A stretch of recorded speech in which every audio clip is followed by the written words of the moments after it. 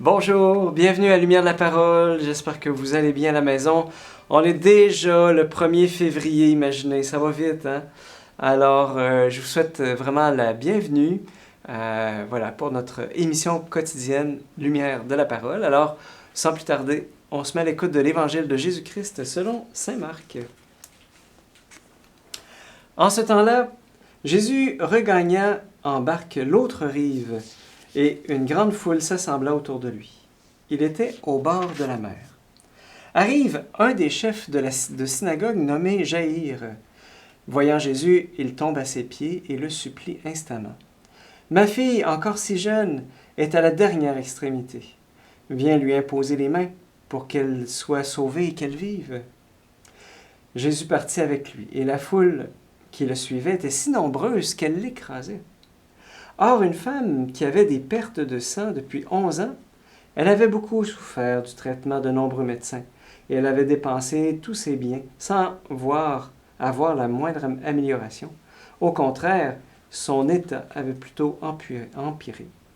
Cette femme donc, ayant appris ce qu'on disait de Jésus, vint par derrière dans la foule et toucha son vêtement. Elle se disait, « En effet, si je parviens à toucher seulement son vêtement, je serai sauvée. » À l'instant, l'hémorragie s'arrêta. Elle ressentit dans son corps qu'elle était guérie de son mal. Aussitôt, Jésus se rendit compte qu'une force était sortie de lui. Il se retourna dans la foule et demandait « Qui a touché mes vêtements ?» Ses disciples lui répondirent « Tu vois bien la foule qui t'écrase et tu demandes qui m'a touché. » Mais lui regardait tout autour pour voir celle qui avait fait cela. Alors la femme, saisie de crainte et toute tremblante, sachant ce qui lui était arrivé, vint se jeter aux pieds de Jésus et lui dit toute la vérité. Jésus lui dit alors, « Ma fille, ta foi t'a sauvée. Vas en paix et sois guérie de ton mal. » Comme il parlait encore, des gens arrivent de la maison de Jaïr, le chef de synagogue, pour dire à celui-ci, « Ta fille vient de mourir. À quoi bon déranger encore le maître? » Jésus, surprenant ces mots, dit au chef de synagogue, « Ne crains pas, crois seulement. » Il ne laissa personne l'accompagner, sauf Pierre, Jacques et Jean, le frère de Jacques. Ils arrivent à la maison du chef de synagogue. Jésus voit l'agitation et des gens qui pleurent et poussent de grands cris. Il entre et leur dit, « Pourquoi cette agitation et ces pleurs? L'enfant n'est pas morte, elle dort. » Mais on se moquait de lui. Alors il prend tout le monde, il met tout le monde dehors, prend avec lui le père et la mère de l'enfant et ceux qui étaient avec lui. Puis il pénètre là où reposait l'enfant. Il saisit la main de l'enfant et lui dit « Talitha koum », ce qui signifie « Jeune fille, je te le dis, lève-toi ».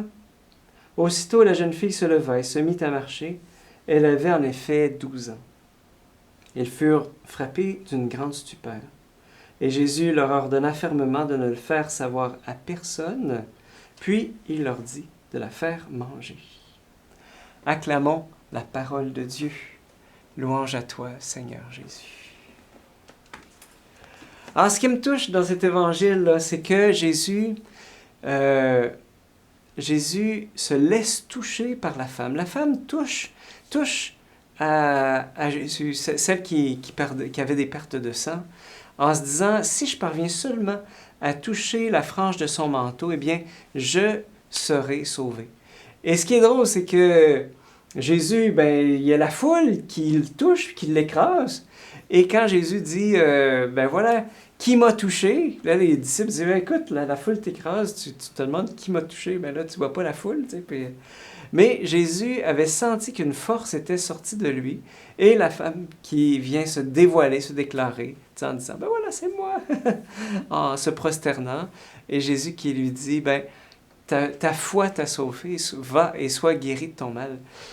Et vous êtes-vous des fois demandé comment nous, on peut toucher à Jésus aujourd'hui? Comment on peut s'approcher de lui, le toucher?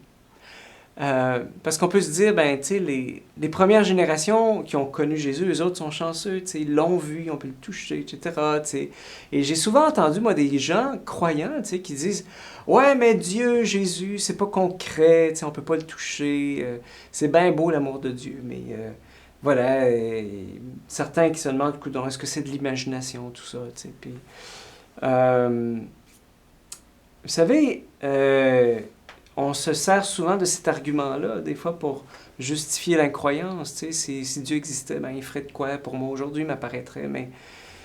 Mais si on écoute bien la parole, le plus important, c'est la foi. C'est que Dieu est là. Il est là. Et que, je dirais, le fait de pouvoir toucher, ça ne remplace pas les intentions du cœur. C'est que le toucher, en fait, il est lié au cœur. Et c'est sur ça que j'aimerais qu'on puisse réfléchir aujourd'hui. Parce qu'avez-vous déjà réfléchi que, en fait, le toucher, eh bien, il y a différents types de toucher. Il y a des touchés qui peuvent prendre, il y a des touchés qui peuvent donner. Je ne sais pas si vous avez déjà réfléchi à ça, mais dans l'expérience humaine, hein, on peut, je ne sais pas moi, le pot de biscuits qui est sur le frigo, là, on peut tendre la main et le toucher pour le prendre, tu sais, le prendre. Ou bien, on peut avoir un gros chien, là, tu sais, tout dodu, là. Puis là, on se met à le caresser, hein. Voilà, c'est un toucher qui vient prendre. On peut avoir aussi des touchés qui donnent. Hein, des touchés qui donnent, comme par exemple, ben, je repense à des fois quand on m'écœurait à l'école, quand j'étais petit, je revenais en pleurs, ma mère me prenait dans ses bras et elle me caressait le visage alors que je pleurais. C'était un toucher qui me donnait. Il y a des touchés comme ça qui donnent. Alors, ça, en fait, c'est pour montrer combien... vous voyez aussi dans l'expérience de la tendresse humaine, hein, comment il peut y avoir dans un couple des ambiguïtés entre des touchés qui donnent ou des touchés qui prennent. Hein? Et tout ça, en fait, ça nous révèle que l'expérience du toucher est liée au cœur. Quelle est l'intention de mon cœur dans un toucher? Vous voyez? Et donc, on peut avoir l'intention de toucher avec bienveillance, tu sais, pour dire « Hey, je suis là », tu sais. Puis on peut avoir un toucher qui est... on l'a vu dans l'Église, hein, il y a des touchés qui ont eu des effets totalement désastreux. Voilà. Et au fond, cette disposition du cœur, elle est extrêmement importante dans le toucher. Alors, pour revenir à l'Évangile d'aujourd'hui, qu'est-ce qui arrive quand il y a un toucher qui est connecté avec la foi que l'on a en Dieu puis en Jésus? Alors, c'est exactement ce toucher-là avec lequel, eh bien, cette femme a touché le vêtement de Jésus. Et un toucher de foi, ben, Jésus l'a reconnu. Une force est sortie de lui, vous voyez? Et quelque part, ce toucher de foi, à mon sens, il nous est accessible. Il nous est accessible. Et vous savez, à un moment donné, je faisais on avait souvent des soirées de prière avec les jeunes, avec le Saint-Sacrement. Et comme prêtre, ben voyez, je promenais l'ostensoir, le Saint-Sacrement, et les jeunes touchaient à l'ostensoir. Puis je me rappelle une de ces fois-là où est-ce que j'étais fatigué, j'étais pas dans mon assiette. Puis à un moment donné, je promenais le Saint-Sacrement, puis je voyais tous ces jeunes à genoux, tu sais, qui touchaient l'ostensoir avec foi. Puis je me disais, tout d'un coup, que c'est une supercherie, tout ça, tu sais. Puis j'avais un doute. Pendant que je promenais le Saint-Sacrement. Est-ce que c'est vraiment Dieu qui est là? Puis, là, à un moment donné, je me reprenais, je disais, non, Seigneur, je crois en toi. Mais voilà, j'étais resté un peu avec cette impression-là. Le lendemain, c'était les témoignages des jeunes avec le micro devant tout le monde qui disaient on leur posait la question, qu'est-ce que Dieu a fait pour toi durant la fin de semaine? C'est là que moi, je m'en suis pris plein la gueule. Il y avait des témoignages, en fait, des jeunes qui venaient dire au micro, ben en fait, j'avais des maux de dos, puis un jeune qui dit, ben moi, j'avais des maux de dos là, depuis des années, puis hier, les maux de dos ont cessé, puis ce matin, j'ai pas mal.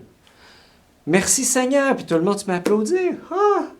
Ou bien un autre jeune qui arrive, qui prend le micro, puis en pleurant, qui dit, j'ai réussi à pardonner à mon père.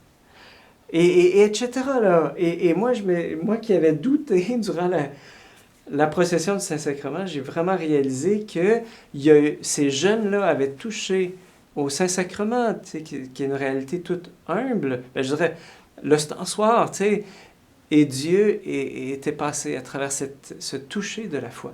Alors, je vous pose la question, comment est-ce qu'on peut toucher aujourd'hui avec un toucher de foi? Alors, est-ce qu'on n'aurait pas aujourd'hui un toucher de foi? Par exemple, un crucifix, une icône, voilà, ou simplement prendre la position à genoux, en disant, voilà Seigneur, je pose un toucher de foi. Je te touche, je te touche. Ou je me mets à genoux, voilà, devant toi. Voilà, je le vis vraiment avec mon corps. Voilà, je viens avec toi, Seigneur. Voilà, qu'est-ce que tu penserais de poser un geste de foi, là, selon toi, là, selon ta créativité à toi, là, aujourd'hui? Ensemble, osons poser un geste de foi comme la femme aujourd'hui dans l'Évangile.